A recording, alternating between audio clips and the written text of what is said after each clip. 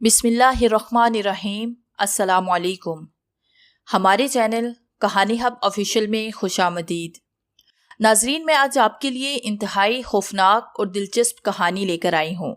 लेकिन कहानी शुरू करने से पहले आपसे गुजारिश है कि अगर आपने हमारा चैनल सब्सक्राइब नहीं किया तो आप हमारे इस चैनल को सब्सक्राइब कर लीजिए और बेल आइकन को भी प्रेस कर लें ताकि हर नई आने वाली वीडियो बआसानी आप तक पहुँच सके। हजरात, एक ज़रूरी ऐलान सुनिए। इतना कहते ही ज़ोर ज़ोर से ढोल बजने लगा, फिर बजता ही चला गया। मर्दों और बूढ़ों की दौड़ें उस ढोल की जानिब लग गई। जब कभी गांव में कोई अहम फैसला करना होता था, पूरे गांव में मुनादी हुआ करती थी। गली गली ऐलान करवाए जाते थे। ये गांव का दस्तूर था और चौधरी हशमतुल्लाह की फितरत थी।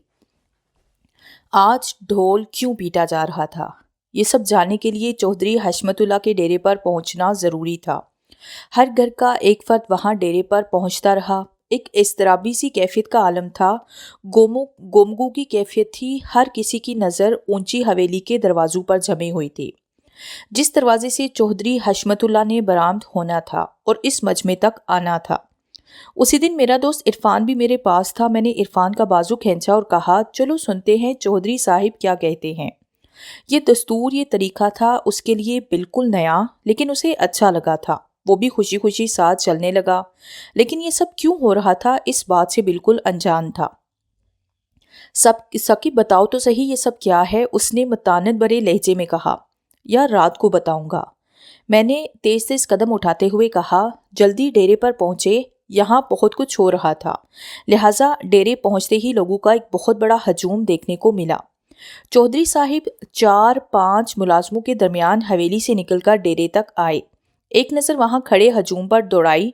शायद देखना चाहते थे कि यहाँ पहुंचने वाले आदमियों में किसी आदमी की कमी तो नहीं है। तब वो बोले, यकीनन आप सभी जानते हैं कि जिसने आप सबको यहाँ क्यों जमा किया। उल्फत जान का कत्ल, उसकी निकली हुई आंखें और उससे पहले 2 कत्ल मुझे ये किसी इंसान के हाथों कत्ल नहीं लगते। बस यूं लगता है कि जैसे कोई आसेब वगैरह हो। चौधरी ने आज दफन किए जाने वाले नौजवान की मौत का खदशा जाहिर करते हुए कहा। आज चौधरी के लहजे में उनकी शख्सियत में रौनक दिखाई नहीं दी, बल्कि उनके लफ्ज़ों में ज़ेरकी दिखाई दी। दर्दमाना लहजा नजर आया। जी चौधरी साहिब, आपने दुरुस्त फरमाया।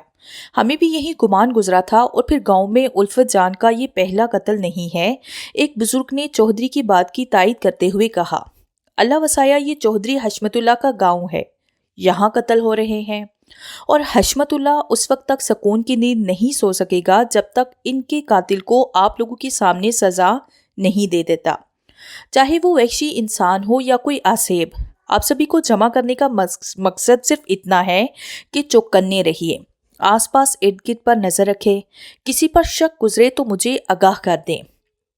एक माह में 3 कत्ल और तीनों कत्ल काली चट्टान पर हुए हैं। किसी के वहमो गुमान में भी नहीं था कि नूरदीन कत्ल हुआ काली चट्टान पर पड़ा रहे। हम तो यही सोच रहे थे कि वो अपनी बेटी के पास गया है। उसकी लाश गल सड़ चुकी थी, ताफुन ज़्यादा थी, उस पर हशरात की बहुतात थी, पहचानी नहीं जा रही थी। बहरहाल, तुम लोगों के जहन में कोई बात हो तो मुझे बताओ। चौधरी साहिब की इस बात पर मैं आगे बढ़ा और कहा, चौधरी साहिब, एक बात मेरे जहन को झंझोड़ रही है। अगर हुक्म करें तो अपनी सोच का इजहार करूं। हो सकता है कि मेरी बात कुछ असर रख सके। हाँ, साकी बेटा, बोलो, क्या बात है तुम्हारे दिमाग में? जो भी बात तुम्हारे दिमाग में आई है खुलकर इजहार करो, चौधरी साहिब ने धीमे से लहजे में कहा। चौधरी साहिब, बाबा नूरदीन के कत्ल के बाद मैं खुफिया तौर पर काली चट्टान पर जाता रहा हूँ, ताकि जिस तरह उस वैशी इंसान ने बाबा नूरदीन की लाश को 2 हिस्सों में तकसीम किया था, बिल्कुल उसी तरह उसके टुकड़े कर सकूं। लेकिन चट्टान का एक एक कोना छान मारा है। मुहीब रातों में चमकती रोशनी में कभी यहाँ चट्टान पर किसी इंसान का वजूद दिखाई नहीं दिया। सो अंदाज़ा लगा लिया कि ये काम इंसान का नहीं है, बल्कि आसेब का है, गैर मरे कुव्वतों का है। यहाँ गांव में किसी इल्म वाले को लाना चाहिए। अगर साया हुआ, गैर मरे कुव्वतें हुई तो इल्म वाला उसे जलाकर भस्म कर सकेगा। और दूसरी सूरत में अगर वो साया ना हुआ, कोई गांव से बाहर का आदमी हुआ, तो हर रात 2 नौजवानों की ड्यूटी लगा दी जाए कि मसले होकर गांव की हिफाजत करें। गांव से लेकर काली चट्टान तक की निगरानी करें। वाह बेटा वाह, दाद देता हूँ तेरे दिमाग की। लगता है मेरी तरह सभी गांव वालों को तेरी ये बात, ये ख्याल दिल को भाया होगा। क्यों गांव वालों? चौधरी हशमतुल्लाह ने गांव वालों से पूछा। ठीक है चौधरी साहिब, ऐसा ही करना चाहिए, बल्कि आज ही करना चाहिए। क्यों नहीं करेंगे? करमदीन, तुम मेरी गाड़ी पकड़ो और शहर से किसी इल्म वाले को बुला कर लाओ, और आज रात 2 नौजवान लड़के इस गांव की निगरानी करेंगे। आज साकिब की ड्यूटी लगाता हूँ। साकिब बेटा, गांव वालों में से किसी एक को साथ में मिला लो।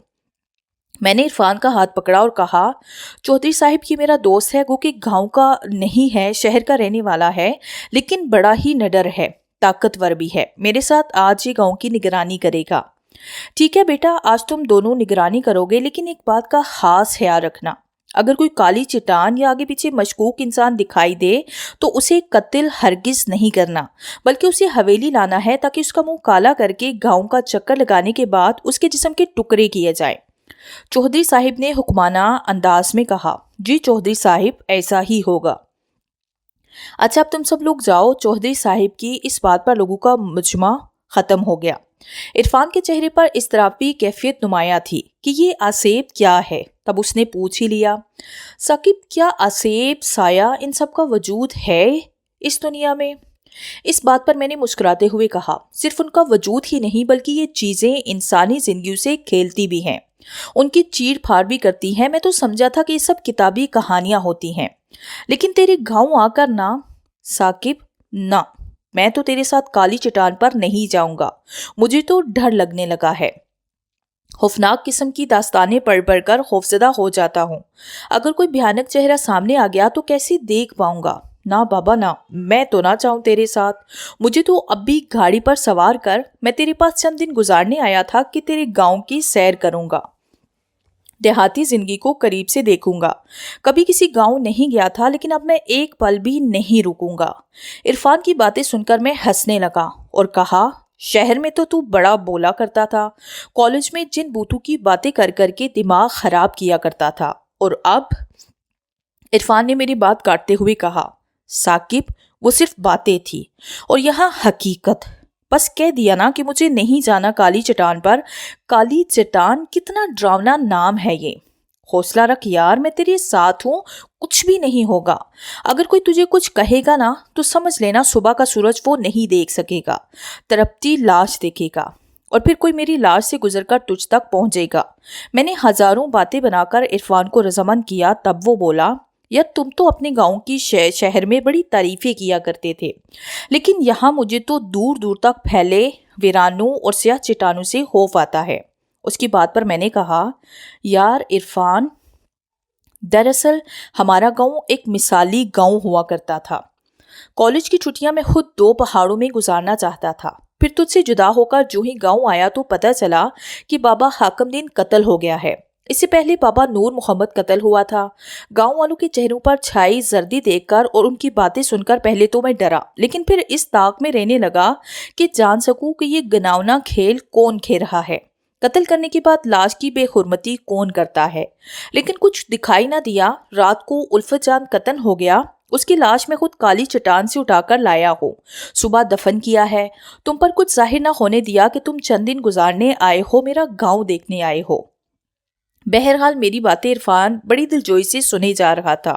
तब वो बोला, साकिब यहाँ चंद घंटों में बहुत कुछ देख चुका हूँ। सुना करता था कि गांव के चौधरी जागीरदार बड़े ही जालिम हुआ करते हैं, लेकिन ये चौधरी हशमतुल्लाह खुश तबे और काफी पाक और ज़ेरक इंसान दिखाई दिया है। इसकी बात पर मैं चौंका और कहा, तुमने दुरुस्त सुना था, ये चौधरी भी कभी बहुत ही सफाक और वैशी इंसान था। इसके अंदर भी रौनक बड़ी थी, जुल्मो तादी में बहुत बढ़ चुका था, लेकिन इन 3 कत्लों ने इसके गरूर को खाक में मिला दिया है। अपने आप को भी चट्टान पर मुर्दा पड़ा दिखाई देने लगा था, टुकड़ों में तकसीम देखने लगा था। तब उसका रौनक का घमंड टूट गया, गाँव वाले के करीब हो गया। यहाँ के लोग काजिब नहीं हैं, रासबाज हैं, हौसलामंद है और बाहिम्मत है। घर में बैठे गांव वालों की बातें करते रहे कि रात हो गई और अंधेरा छा गया, जो गहरा होने लगा। तो मैंने अपना पिस्टल, तेजदार चाकू, टार्च वगैरह ली और इरफान को लेकर काली चट्टान की जानिब बढ़ने लगा। गांव के स्याह सन्नाटे से, हर तरफ से छाई खामोशी से वो खौफजदा और डरा डरा दिखाई दिया। عرفان کیا بات ہے، بولتے کیوں نہیں؟ میں نے اس کی آنکھوں کے ذریعے دل کو پڑکتے ہوئے کہا۔ میری بات پر وہ چونک سا گیا۔ ثاقب یار کیسے رہ لیتے ہو تم لوگ ایسی جگہوں پر؟ شام ڈلتے ہی قدم سناٹے کے ڈر سے لڑکھڑانے لگتے ہیں، آنکھوں کی چمک مان پڑ جاتی ہے، چہکتی زبانیں گھنگ ہو جاتی ہیں۔ اس کی ڈر اور خوف میں بھیگی ہوئی آواز سن کر میں ہنسا۔ واہ دوست واہ، تم اتنے ڈربوک بھی ہو سکتے ہو، میں نہیں جانتا تھا۔ تم شہری لوگ گاؤں کی زندگی کو نہیں سمجھ سکتے۔ شہر میں سوائے رونقوں کے، اونچی اونچی عمارتوں کے اور ہے ہی کیا؟ یہاں گاؤں میں دیکھ کھلی فضائیں ہیں، ٹھنڈی ہوائیں ہیں، لہراتے ہوئے سبزے ہیں، دیسی خوراکیں ہیں۔ وہ سب تو ٹھیک ہے، لیکن مجھے تو راتوں کا کالا سیاہ سناٹا خوفزدہ کیے جا رہا ہے۔ اس نے میری بات کو درمیان میں ہی اچکتے ہوئے کہا، چلو یار واپس چلے، گھر جا کر آرام کرتے ہیں۔ اس نے میرا ہاتھ کھینچتے ہوئے کہا، عرفان یار بحث مت کرو، حوصلے سے کام لو، کچھ بھی نہیں ہوگا تمہیں، میں ہوں نا تمہارے ساتھ۔ اب یہ بات میرے منہ میں ہی تھی کہ وہ چلایا، ثاقب وہ دیکھو آگ۔ اس کا اشارہ کالی چٹان کی طرف تھا۔ مجھے بھی دور کالی چٹان پر چلتی ہوئی آگ دکھائی دی۔ تب میں نے کہا، عرفان لگتا ہے اس آگ کے پاس ضرور کوئی ہے، میں اسے زندہ نہیں چھوڑوں گا۔ اس نے پورے گاؤں میں وحشت پھیلا رکھی ہے، بس تم چپکے سے میرے پیچھے آتے جاؤ۔ اب میری تمام تر توجہ آگ کی جانب تھی جو ہلکی اور مدھم تھی، لیکن جو ہم آگ کے قریب ہوتے گئے وہ ہلکی اور مدھم آگ ایک دم بھڑکتی ہوئی آگ دکھائی دینے لگی۔ ثاقب لوٹ چلو واپس، مجھے ڈر لگ رہا ہے، ایسے لگتا ہے کہ جیسے کچھ ہونے والا ہے۔ عرفان نے چلتے چلتے خوف سے بھیگی آواز میں کہا، کچھ نہیں ہوگا عرفان، میرے پیچھے پیچھے چلتے آؤ۔ آگ سے کچھ دور چٹان کی ایک طرف ہم دونوں چھپ کر بیٹھ گئے۔ ہماری نظریں کسی چہرے کی متلاشی تھی، لیکن آگ کے ارد گرد کچھ بھی دکھائی نہیں دے رہا تھا۔ عرفان اس سے پہلے ان چٹانوں میں نے بھی کبھی آگ جلتی ہوئی نہیں دیکھی۔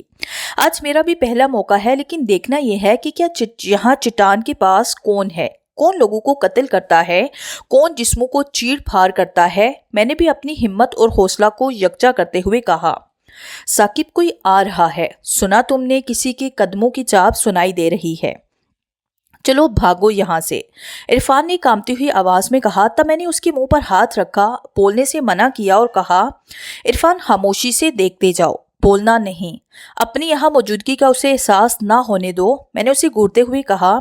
اتنے میں سفید کفن میں ملبوس کوئی شخص آگ کے قریب آتا دکھائی دیا۔ اسے دیکھتے ہی دل کو ایک جھٹکا سا لگا، لیکن ہمت نہ ہاری، چپ چاپ بیٹھا رہا اور اسے پہچاننے کی کوشش کرنے لگا، لیکن ناکام رہا۔ اس کا پورا جسم، سر، منہ سفید کفن سے ڈھکا ہوا تھا۔ چلتے ہوئے وہ آگ کے قریب آیا اور ہاتھوں میں آگ لے کر اسے کھیلنے لگا۔ ثاقب بھوت! اس کی یہ حرکت دیکھ کر عرفان جیسے ہی چیخ پڑا، اور شاید یہ آواز اس نے بھی سن لی تھی۔ آگ کو ایک طرف پھینکتے ہوئے ہماری طرف بڑھنے لگا۔ عرفان کے ساتھ ساتھ میرا جسم بھی کانپنے لگا۔ عرفان جو قرآنی آیات زبانی یاد ہوں وہ پڑھتے جاؤ، میں نے ڈرنے کے باوجود بھی اپنے ہاتھ باہر رکھتے ہوئے کہا۔ تب عرفان نے بلند آواز میں قرآنی آیات کی تلاوت شروع کر دی۔ اس کے اس اقدام سے چلتا ہوا کفن پوش ایک جگہ ساکت ہو گیا۔ تب ہم نے قرآنی آیات کا ورد زبان پر جاری رکھتے ہوئے واپس دوڑ لگا دی۔ وہ جہاں کھڑا تھا وہیں کھڑا رہا۔ ایک آواز میرے کانوں سے ٹکرائی، ثاقب آج تو بچ کر نکل رہا ہے، لیکن دوبارہ کبھی نہیں بچ سکے گا۔ مجھے خون چاہیے، انسانی خون، اپنی خشک رگوں کو تر کرنے کے لیے انسانی خون۔ ہفتے بعد ایک انسان کا خون پینا، دل کھانا میرا جیون ہے، اور میں اپنا جیون ختم نہیں ہونے دوں گا۔ میں اپنی پیاس رگوں کو ضرور تر کروں گا۔ یہ آوازیں میرے کانوں سے ٹکرائی، پھر خاموشی پھیل گئی۔ قریب کھڑے عرفان کی حالت غیر ہو گئی تھی، شاید یہ آسیب کا ظاہر ہونا برداشت نہیں کر پایا تھا۔ میں نے اسے جھنجھوڑتے ہوئے اسے ہوش میں لانے کی کوشش کرنے لگا، لیکن اس کی نظریں جیسے پھٹ گئی تھی، جسم جیسے بے جان ہو گیا تھا، نہ سانس لیتا، اس جلتی آگ کو گھورتا رہا۔ عرفان، عرفان! میں چیخا، اسے پکڑنا چاہا، لیکن اس نے مجھے اٹھا کر ایک طرف پھینکا اور مسلسل اس کی طرف بڑھنے لگا۔ عرفان میں اتنی طاقت پہلے نہیں تھی، یہ نئی طاقت اس کی اپنی نہیں تھی، ضرور وہ سایہ اس پر حاوی ہو گیا تھا، اسے مدہوش کر چکا تھا۔ تب میں نے زور زور سے چیخنا شروع کیا، سوتے لوگوں کو جگانا شروع کر دیا۔ لوگ ہاتھوں میں ڈنڈے لاٹھیاں لیے میرے پاس جمع ہونے لگے۔ عرفان کو بچاؤ، اسے میں نے لڑکھڑاتی ہوئی آواز میں کہا، لیکن عرفان سیاہ چٹان کے قریب پہنچ چکا تھا۔ جہاں جاتے ہی وہ اس چٹان کے پیچھے غائب ہو گیا۔ چٹان کا ایک ایک کونا چھان مارا، لیکن عرفان کہیں نہ ملا۔ عرفان کا غائب ہونا صرف میں نے نہیں بلکہ پورے گاؤں والوں نے دیکھا تھا۔ थक हार कर वापस लौट आए, जहन दिमाग में सोचू के पहाड़ उठाए, खरामा खरामा चलता वापस आने लगा कि मैं इरफान के घर वालों को क्या मुंह दिखाऊंगा, इरफान के आसिफ के हाथों कत्ल होने की खबर कैसे सुनाऊंगा। इन्हीं सोचों में गिरा हुआ चलता रहा। आंखें तर थी, पलकें भीगी हुई थी, आंसू के कतरे गालों को भिगोते हुए जमीन बोस हो रहे थे। चौधरी साहिब, मेरा दोस्त कत्ल हो गया है, उस साई के हाथों चीर फाड़ हो गया है। वो मेरा मेहमान था, शहर से मुझसे मिलने आया था। चौधरी को देखते ही मैं चीख पड़ा। चौधरी साहिब ने मेरे सर पर शफकत से हाथ फेरा।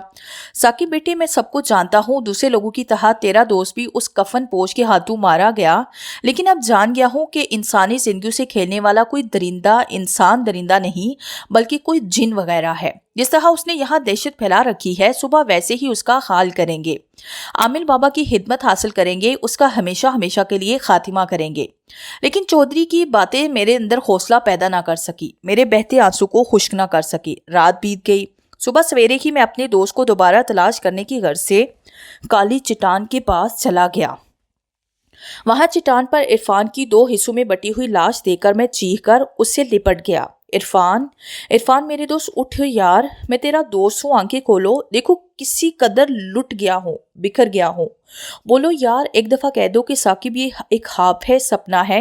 लेकिन ये ख्वाब नहीं था, सपना नहीं था, हकीकत थी।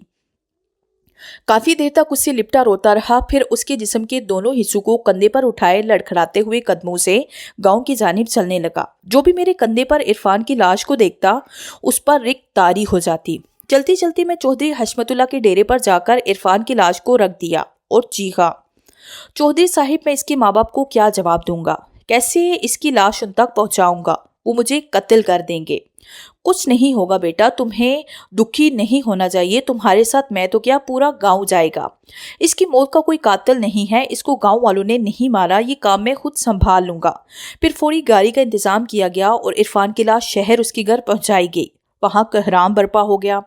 सभी घूरने वाली नजरों से मुझे देखने लगे, मुझे इसका कातिल समझने लगे। इरफान की माँ ने मेरा गिरीबान पकड़ा और चिल्लाती हुई बोली, साकिब ये तुमने क्या कर दिया? अपने हाथों से अपने दोस्त को कत्ल कर दिया। वो तो बहुत ख्वाहिश, बहुत तमन्नाएं लिए तेरे पास क्या था, लेकिन तू कातिल है, मेरे बेटे का कातिल। चौधरी साहिब आगे बढ़े और इरफान के अलावा गांव में इन कत्लों के बारे में उन्हें आगाह किया, जिन्हें गांव ने मिलकर कब्र में उतारा था। उन्हें मुतमिन किया, बिलाहिर उसे भी सुपुर्दे हाल किया गया। मैंने इरफान की कब्र पर हाथ रखकर वादा किया कि जब तक उस कफन पोश का खात्मा ना कर लूंगा, चैन से नहीं बैठूंगा। शहर से ही आमिल को साथ लिया गया और गांव आ गए। आमिल ने इस इल्म से बताया कि वो कफनपोश हफ्ते में एक बार जाहिर होता है और इंसानी खून से अपनी खुश्क रगू को तर करता है और अपनी रूह को तकवीत पहुंचाता है। ये हफ्ता गुजारना मेरे लिए सदियों बराबर था। हर रात काली चट्टान पर जाता, वहां पहुंचकर चीखता चिल्लाता, कफन पोश को पुकारता, लेकिन कुछ नजर न आता। एक रात में काली चट्टान के अभी करीब ही पहुंचा था कि मुझे जलती हुई आग दिखाई दी। यह आग देखते ही मैं वापस गांव आया, बुजुर्ग को साथ लिया और दोबारा काली चट्टान तक पहुंचा। दूर से ही हमें आग के साथ खेलता हुआ वो कफनपोश दिखाई दिया तो बुजुर्ग ने आंखें बंद की और पढ़ने लगा। काफी देर तक पढ़ने रहने के बाद बोला, साकिब ये मेरे इल्म से बाहर है, मैं किसी भी सूरत इसे तस्हीर नहीं कर सकूंगा, इस पर गलबा नहीं पा सकूंगा।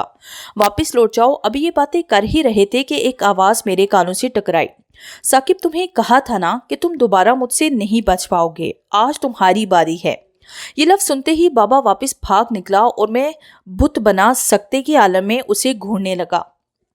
मदहोशी मुझ पर तारी होने लगी, अपने होश खोने लगा, इरफान की तरह अपना जिस्म भी टुकड़ों में तकसीम देखने लगा। मदहोशी के आलम में हरामा हरामा उसकी जानी बढ़ने लगा। मैं किस सिमत जा रहा था, क्यों जा रहा था, कुछ खबर नहीं थी। इतना जानता था कि आग के करीब था। उसके बाद एक हाथ मेरे दिल पर पड़ा, फिर होश ना रहा। जब होश आया तो खुद को अपने घर में पाया। मुझे होश में आते देखकर गाँव में डोल बजने की आवाजें सुनाई देने लगी। मैं बदखीर अंदाज में हर किसी को घूरने लगा कि ये सब क्या हो रहा है। बार बार अपने आप को भी देखता कि मैं जिंदा कैसे बच गया, मरा क्यों नहीं, उस साई के हाथों टुकड़ों में तकसीम क्यों ना हुआ। मुबारक हो की आवाजें मेरे कानों से टकरा रही थी। मैंने माँ से कहा, माँ ये सब क्या है? माँ ने मेरा माथा चूमते हुए कहा, बेटा वो साया जिसने तुम्हारे दोस्त को कत्ल किया था, गांव वालों के मर्दों को कत्ल किया था, जल मरा है। बंदे करीब इसकी जलती हुई लाश देखने को मिली है। जो धुआं बनते बनते गायब हो गई। बेटा तुमने बदला ले लिया अपने दोस्त का, गांव वालों का। माँ की इस बात ने मुझे चौंका दिया। सोचू में उलझा कर रख दिया कि ये सब कैसे हो गया, किसने किया। तब अपने दिल के साथ लगे हुए अल्लाह वाले लॉकेट की जानिब ध्यान दिया तो सब कुछ समझ गया कि उसके मरने जलने में मेरा कमाल नहीं था बल्कि उस लॉकेट का था। जो ही उसने मेरा दिल निकालने के लिए मुझ पर हाथ डाला होगा उसे करंट लगा होगा और फिर शाने कुदरत से वो अपना वजूद खो बैठा होगा। तब मैंने गले में डाले गए लॉकेट को बोसा दिया, होंठों से लगाया, शुक्राने के नवाफिल अदा किए, लेकिन अपने दोस्त इरफान की मौत को आज तक नहीं भूल सका हूँ। जब गाँव जाता हूँ वो काली दिखाई देती है तो काम जाता हूँ। वो काली चट्टान नहीं है बल्कि एक खूनी चट्टान है, इंसानी खून से सुर्ख नजर आती है। तो मेरे आंसू के कई कतरे आंखों से निकलकर गालों में तैरते हुए जमीन में जज्ब हो जाते हैं।